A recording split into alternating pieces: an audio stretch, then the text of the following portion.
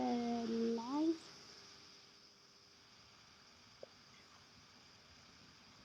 Just checking to see if we're live. 1 second. I think we are. Let me just check.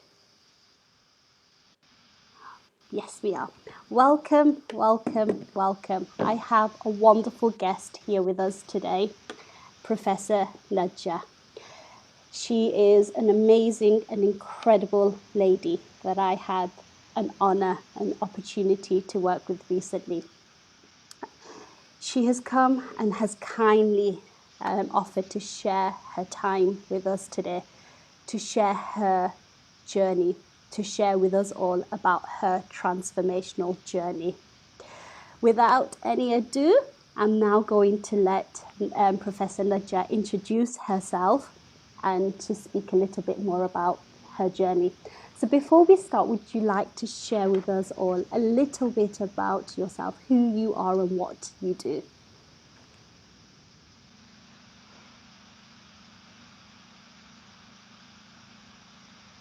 Hi everyone, my name is NADJA. I'm so honored to be here today with our lovely Suemya, and I'm happy to share my story with you today. I'm very excited because I know that I'm speaking to my soulmates all around the world, and I want to share my journey from the darkness to the light, which I am still on that journey. But I feel much more empowered when I know that there are ladies and women who are very powerful out there, but they cannot recognize their power or they haven't arrived yet. So I originally come from Croatia. Now I'm living in Germany for the past 3 years. I am a former teacher.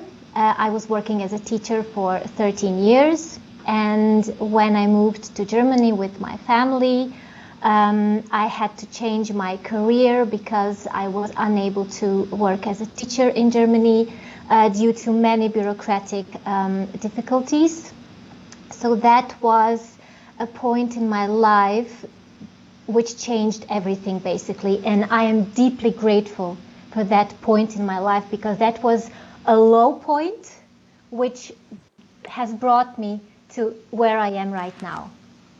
And at that time I was completely lost because I didn't know what to do with my life. So I felt that there is a change waiting for me, but I couldn't recognize it. So I was very depressed at the time.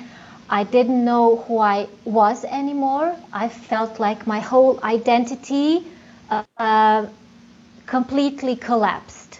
So I just didn't know what is my role in this life, what is my purpose, what should I do with everything that I have inside, with all the talents and the skills and my passion for learning and for sharing that knowledge. So I was completely lost. So I didn't know what should I do with my life. At that point I thought that I was no good at anything. I had a major imposter syndrome, which I had until that moment since I was a child.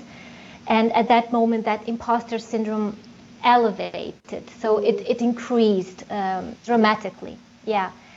And suddenly, everything just collapsed. So my private relationships with my husband, with my children, with my friends, and which was most tragic for me, with myself. I hated myself at that time. Oh. I spoke to myself like with the biggest enemy. So the circle of negative thoughts, negative feelings. You are no good. You will amount to no good. Remember what your mother told you. Everyone is more successful than you are. You are completely lost. You have to forget all about your dreams. You are a major procrastinator. You should be ashamed of yourself. Whatever you did in your life, everything is completely worthless. So at that time, I remember I was talking to my friend and I was crying, and I just told her, you know, I just see no point in continuing like this. I just don't want to live anymore. Because at that moment where I completely lost my identity, it's like everything came back to me. So all my childhood trauma, all my insecurities, all the bad things that had happened to me until that point, everything just came back. And it screamed, please, look at me. This is your moment. You know, yes. When you said so that, you really have to. when you said that Sorry, everything, Suemya. No, please carry on. When you said that everything collapsed, how did it collapse apart from your relationship with your husband and children? How else did it collapse in terms of your mental health, your physical health, and your spirituality? So, in relationship with my children, especially my older daughter, who is manifesting everything that has happened to us as a family and who has problems herself, I had a very bad relationship with her. My parenting style was unconscious, defensive, ego-driven, and I was communicating from my inner child, which was not healed, which was traumatized, which was hurt. And from that point, I was also communicating with my husband, with all my friends, and suddenly it felt like everybody is my enemy. Everybody is my enemy. Nobody understands me. And being a major victim. So from this point, from this perspective now, I feel like I really enjoyed that victimhood. But that was not just at this moment where everything collapsed. It has been with me ever since I was a child. So this victimhood and always finding excuses why I didn't do, why I didn't achieve. So everybody is against me. It's everybody else's fault, and not taking responsibility for myself. Yes. And in terms of my relationship with myself, and I was hopeless, because every time when a positive thought came to my mind, there comes the negative thought and says, this cannot last, this is not real, and something bad will happen. Something bad will happen because this moment of happiness is just an ideal. It's not real. Real life is painful, it's hopeless, and real life and a positive outcome, it happens just in a nice movie. So that was my mindset at the time. And so these beliefs and the mindset that you had, do you believe they were manifesting onto your daughters as well? Were they affecting your daughters' self-esteem, self-confidence? Yes. I noticed that she started to talk negatively about herself. I started to notice that she is very much stressed out, easily triggered, and she was crying a lot, and she was defensive a lot, and I just couldn't maintain a normal communication with her from little things, little stupid daily things. And I saw at one point that what I saw in her eyes, that was pain, but that was not her pain, it was my pain. And I saw her as a mirror, and I saw myself in her. And then what happened, I said to myself, you should be ashamed of yourself. What kind of a parent are you? What kind of a parent are you? I mean, I just couldn't sleep during the night. I I used to stay awake during the night crying because I was a terrible parent. Yes. So that was like icing on the cake of my self-esteem, you know. So you see, you're not worth it. So you cannot be a good parent. Your professional life is completely shattered. Your career, you don't have any career, and you are nothing. That is a big black hole of nothingness. Yeah. How are these challenges affecting you on a professional level? Because here you are, a very ambitious, educated and smart woman. And that's how society would see you as.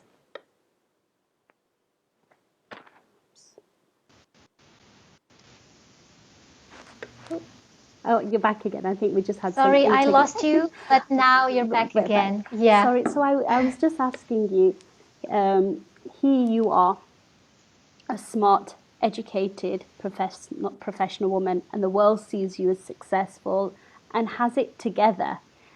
So how are you coping with these problems at work? How are these problems affecting you at work?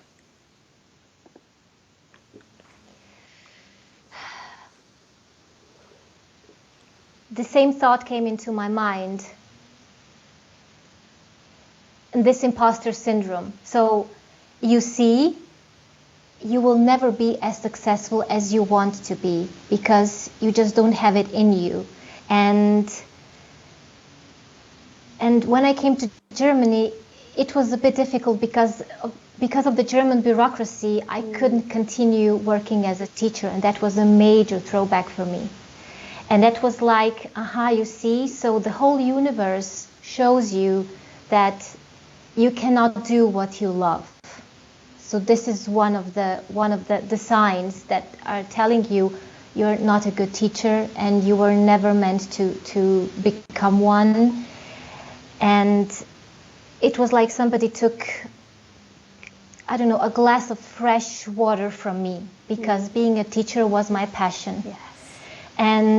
And my students, I loved my students, and I took care about each and every one of them, and they really recognized that. And I was the happiest person in the world when a person who hated English and was afraid of the language told me, "Teacher, I love English now because of you, because you helped me embrace the language, and you helped me shatter all the barriers and all the inhibitions, and now I speak freely." And that was something that I knew that I will never have any. I will not have any more in my life, because I just cannot be a teacher. So it's like I grabbed this identity of being a teacher, and I thought, this is the only thing that I can do, and now I cannot do it, and now I'm completely lost. So yeah, I was like stubbornly holding on to that identity, which was not good, but I didn't see it at the time. So yeah. How is, the feelings of the imposter syndrome, feeling lost, how is this affecting your marriage? So at this point, you were feeling lost, disconnected, imposter syndrome was real. How did these symptoms affect your marriage? How did these symptoms affect your relationship with your husband? I was very needy, and I expected perfection because I couldn't find it within myself. And I expected completion in one person because I was feeling empty inside. And I put all that burden on my husband. And that was just too much, because he cannot meet my needs, all my needs. And I thought that he must. And that of course, made him a bit defensive as well, and he just wanted to protect his energy because I was just too much and picky, and why didn't you do that? You should do this, like all day long coaching my husband like he's a child.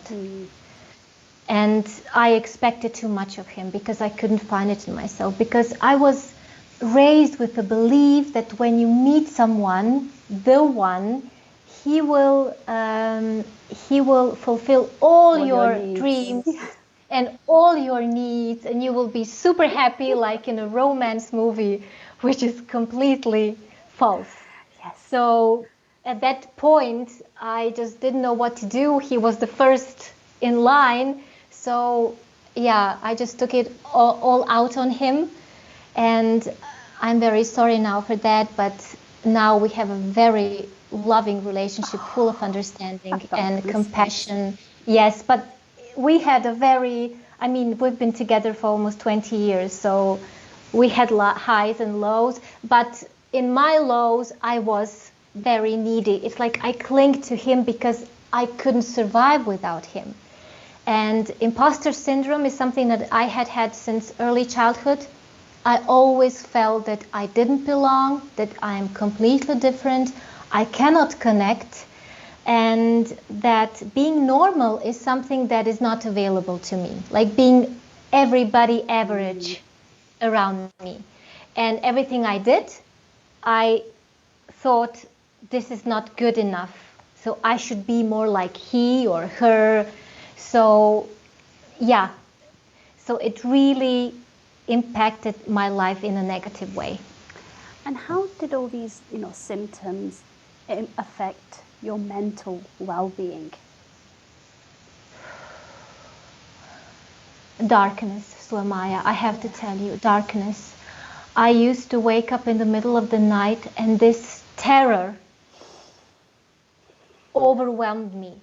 It was like, oh my God, something bad is going to happen. And it stayed here on my chest. It's like some big stone was lying on my chest and I couldn't breathe.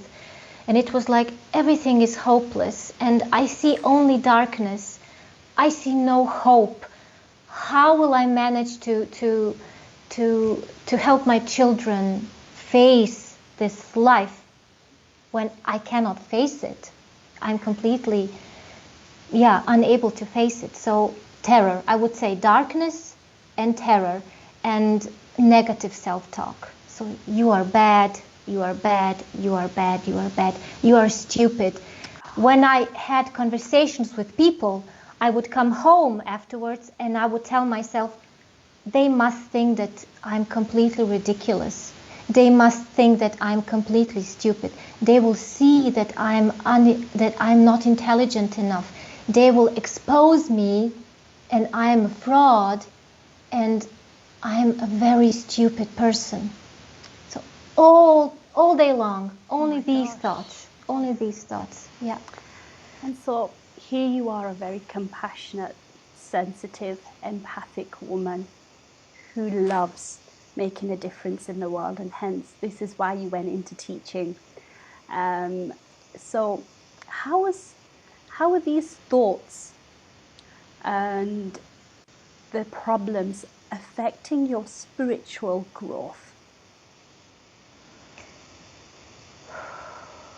It is connected to the darkness and the feeling of hopelessness and the feeling of there's nothing beyond this dark and difficult reality.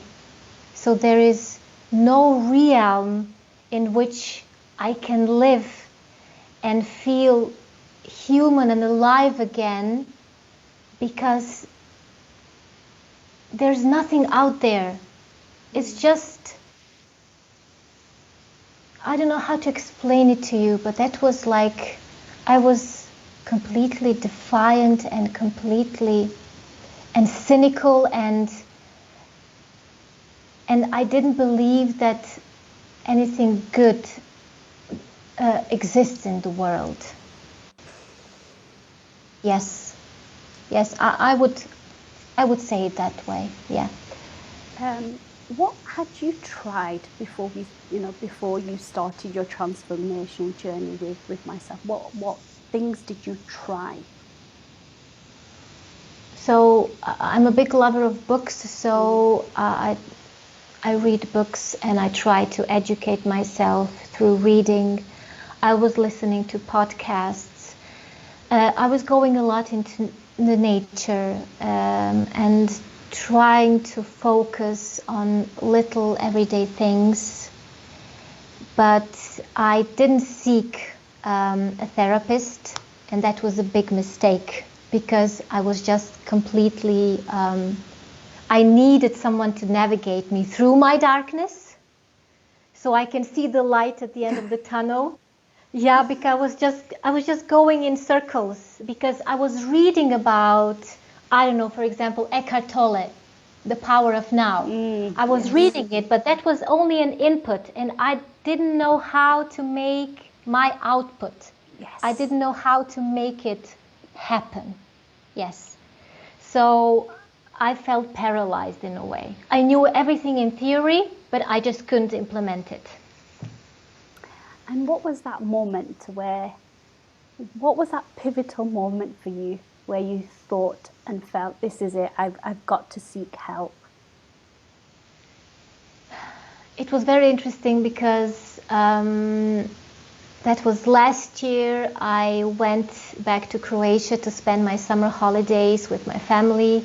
We went to my home island, and this place, I was near my mother, I was near my family, I was near the place where I grew up. It triggered me. And I remember waking up one night and I was covered in sweat and I was shaking and I was terrified. And my husband woke up and he asked me, what's going on? And I said, please hold me because I am so afraid. I am so terrified because I can feel one part of me dying. So I could feel one part of me. It's like I was suddenly an observer, and another part which was a body of pain, full of pain, and this part was leaving me. And I was so shattered. I didn't know what to do. I was completely lost. I didn't know, oh my God, what is happening to me? My heart was racing. I was sweating and I was shaking, and something like this has never happened to me before.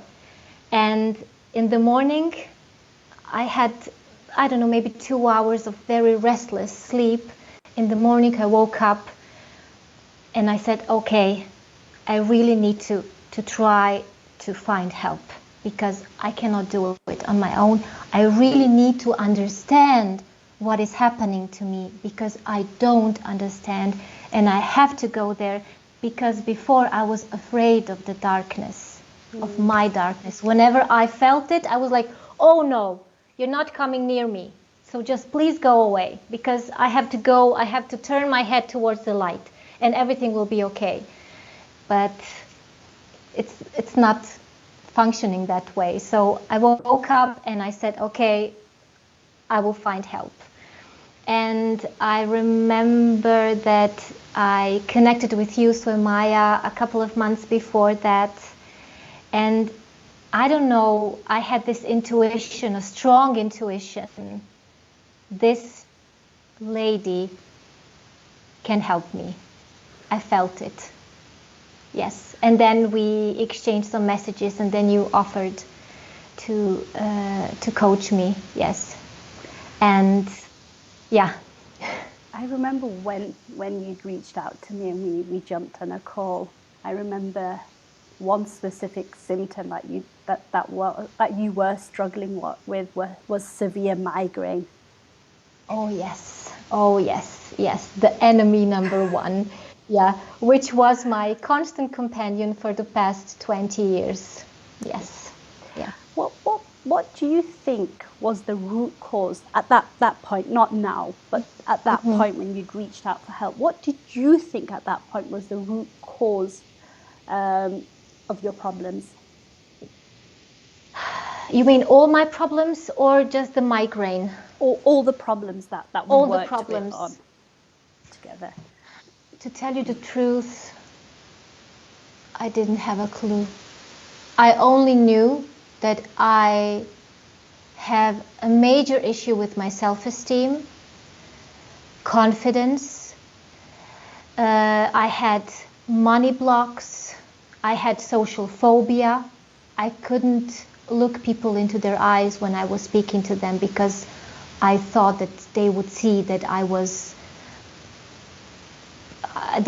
just a stupid, unvaluable human being. I just wanted to hide away from people. So I knew that something is wrong with me.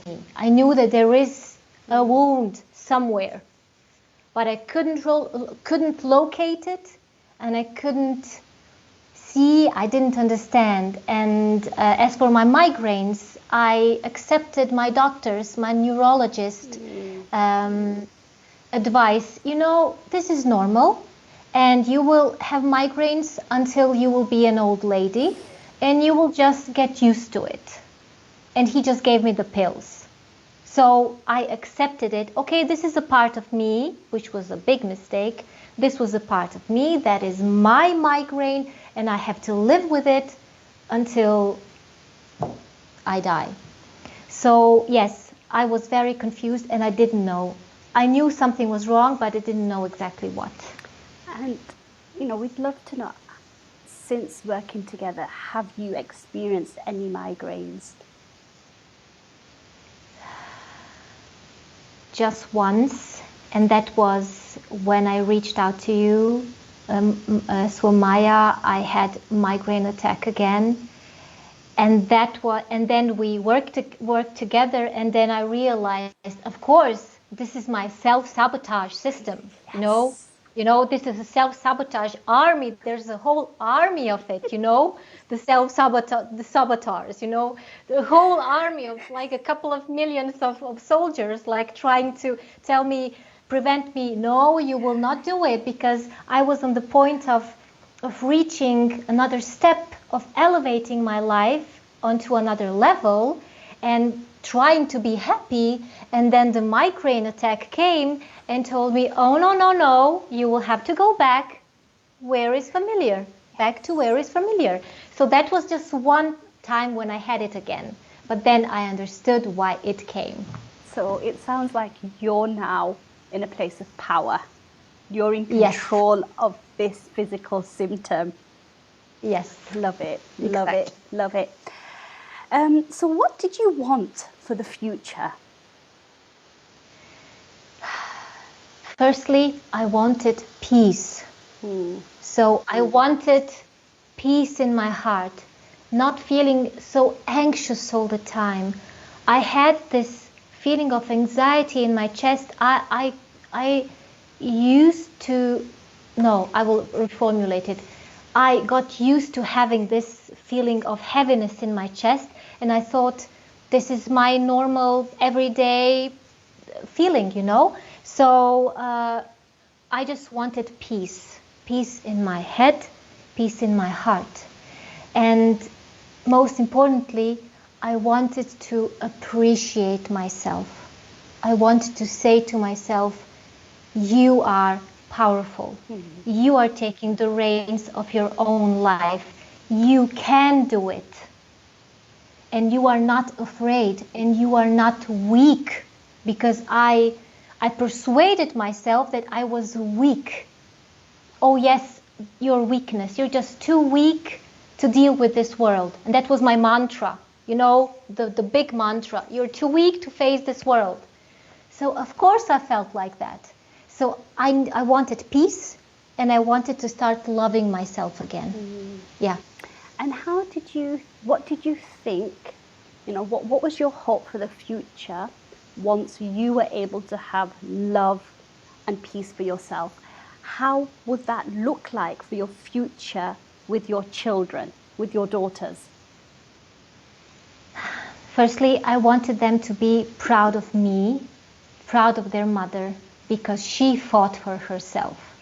And that way, I wanted to show them you have to fight for yourself. You have to be your biggest cheerleader, and you have to be kind to yourself.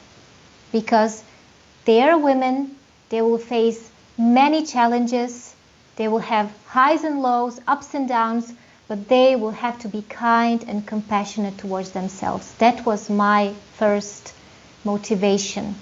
And second to empower one, them to be leaders. yes, to empower them to be change leaders. makers. Love yes, it. exactly. Love Yeah. it. And the second thing, I always had huge love for people in general, because when I help someone, I am alive. This is who I am. So when I bring a little spark of light to one person with a kind gesture, with a kind word, with something, anything, I am alive, and this is my purpose in my life. So I want to, from my place of power and compassion, I want to help other people. And that were my two goals. Love it. So what was the key takeaway for you with the work that we did together?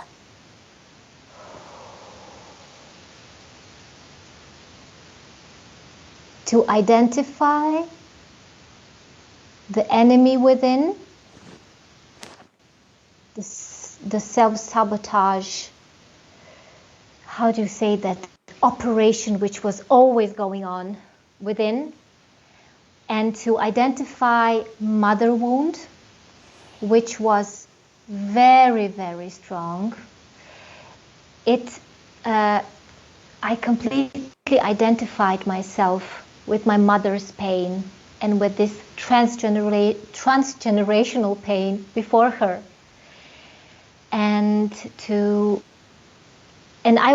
I became aware of the negative beliefs I held for so long, which were not my beliefs in the first place. So that was a wake-up moment for me. When you told me, Suemya, oh my God, this is it and this is that, and it was like you just lifted a curtain, and it was like written with, big red lights, on a flat black screen. Like, of course, this is it, but I just couldn't see it. And you just led me, you just took my arm, and you led me to see that, to see those words. It was like it was engraved. And were you aware of the mother wound or intergenerational trauma before we started working together? Yes, but I didn't know how to formulate it, because I felt that I was always rejected by my mother in a way. I felt that she was always putting me down. I felt that she was the reason why I feel so self-conscious and why I'm lacking confidence. But I didn't want to accept that, because I felt that I was being disrespectful towards my mother. Like she was doing her best, she didn't know better, which is of course true. I mean, she had best intentions, like every parent does, yeah, mostly. Yes. But every parent has good intention, but we cannot, as a society, as change makers, cannot shy away from the fact that somewhere we have been wounded. Yes. Which was not intentional. Exactly. Yeah. So how does your future... sorry, go ahead, sorry. Yeah, no. Just continue. What does your future now look like once these wounds have been identified, have been healed, have been removed permanently?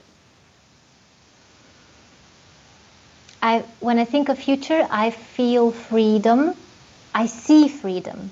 I see myself completely free and out of my self-imposed cage, because I was living within this cage. I feel freedom. I feel empowerment. I feel sharing, on an emotional, spiritual level. And I feel, I don't know, that when you see a bird and she's spreading her wings. I feel that. I'm so positive about future, and I know it's going to be all right. It is. And what's your heart yearning to do? What are the next steps for you? What are your next aligned steps, and what's your heart yearning for you to do, for you to create?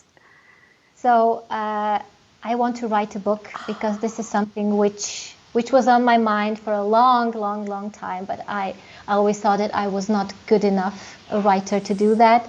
So I'm writing a book right now. I've started, and I want to help people. I want to help people. I want to be a good therapist. I want to be a healer in a way.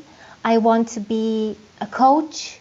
So I want to lead people, and I want to show them how to find their own light. Yes, exactly what you did for me, Suemya. Thank you for your kind words. Just before you go, as well as what you've shared, what you would like to do for the world, which is to create a peaceful world with compassion, and share your journey through writing your book and coaching others. What does your life look like for you and your daughters? For you and your daughters. So first of all, what does life look like for you? I became my biggest cheerleader. So when I wake up and I look myself in the mirror, I don't see that ugly girl who is so annoying. I see a woman who is taking responsibility for her own life, and I say high five to you, because you are doing a great job. I do it every day, even if I don't feel like it, because sometimes we wake up and everything is messed up, which is normal. We are human. Yes. We are human, especially when we have a family and small children. Yes, but I never fail to look in the mirror and to look into my eyes, because before I couldn't even look into the mirror. I was afraid. I was ashamed of myself. I just couldn't. And I look myself and say, well done. You are a fighter, you are a warrior, and you will never give up. And in terms of my children, I now have boundaries, loving boundaries with love and respect. And this is my biggest achievement in terms of parenting my kids. Yeah, it sounds like you've removed the mother guilt. Yes, exactly. Yeah. And what does which was huge. What does your future look like for your marriage? So me and my husband, we are a team. So we are working together on our self-growth, individually and as a pair, which is very important to me. He hasn't had a very easy life, and he's fighting with his own demons as well, but it's like my self-growth has affected him in a good way. So now I see that he has started to fight for himself as well. And I told him the other day, you know what? I have this feeling that, you know, when we reach the best versions of ourselves, you know, and if we do it together as a team, wow, what a team will we be, you know, and it sounds amazing, you know. And then we laughed and said, yeah, you know, this is the direction we want to go in. Yeah. This is so empowering, just one woman healing herself. She's healed herself. Not only has she healed herself, but her daughters, her marriage, and society at large. Yes. What does your future now look like in terms of your emotional and mental well-being?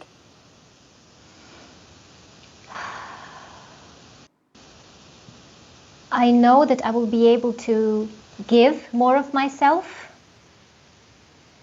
because I will not be burdened by my demons, like you're not good enough, you cannot do it. I will give without any limitations, and I will give myself as I am, you know, the real me, because every one of us has this potential. You know, it's like we owe to this world to become the best versions of ourselves, so we can share. If there's anyone thinking of going embarking on this transformational journey, but is resistance, is feeling nervous to do so, what would be your message to them?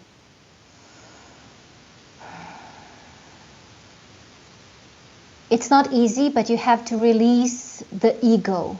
You have to say goodbye to the ego.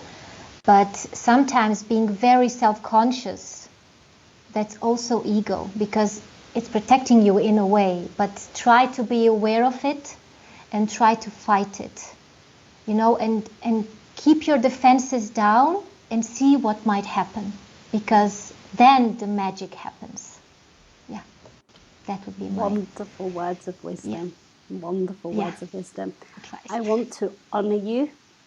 I want to honor you for going on this journey, for believing in yourself and creating a big difference, not for yourself, not only for your mental and emotional well-being, but also for your marriage, your personal growth, your spiritual growth, and your relationship with your daughters. You are amazing. You are amazing. And I cannot wait for your book launch.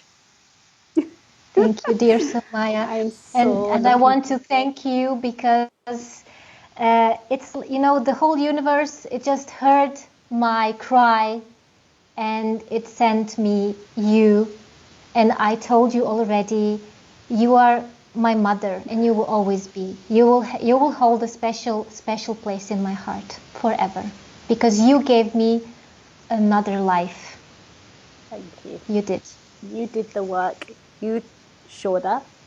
You invested. You believed in yourself. And I honor you for that. So thank you for being such a light to this world and filling this world with your love, generosity, and compassion. Thank you so much. Thank you, Suemya.